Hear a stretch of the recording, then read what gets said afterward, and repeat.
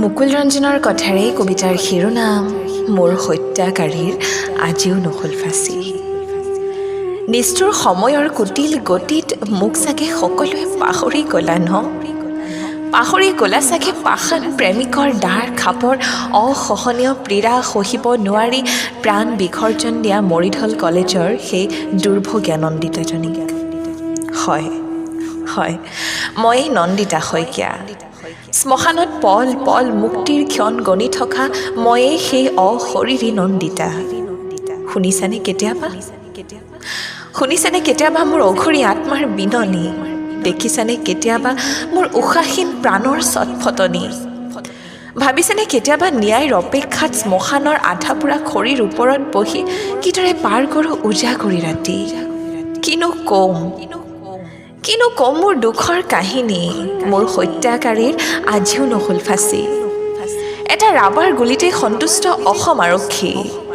আইন আদালতৰ মেৰ পেছত মই হৈ পৰিলোঁ ৰাজনীতিৰ সোণৰ খনি। এতিয়া মোৰ ন্যায় কাৰোৱেই যেন কাম্য নহয়। সকলো নিমাত নিতাল আজি। এয়াই অসম, এয়াই হত্যাকাৰীৰ হৈ ধৰ্ষণকাৰীৰ হৈ ওকালতিৰ অভাৱ নোহোৱা মোৰ জন্মভূমি। এইখন অসমত হত্যাকাৰী, ধৰ্ষণকাৰী আৰু দাগী অপৰাধীৰ বাবে সংবিধানত লিখা নহ'ল শাস্তিৰ কোনো বিধান। আজি কোটি টকাৰে মেনেজ হয় অসমৰ খাকী পোচাকধাৰী।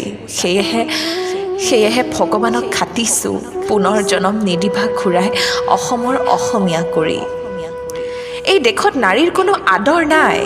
প্ৰতিদিনেই নিৰ্যাতিত হয় মোৰ দৰে হাজাৰজনী নন্দিতা, হাজাৰজনী দীপশিখা, হাজাৰজনী সুমিলা, হাজাৰজনী মাজনী।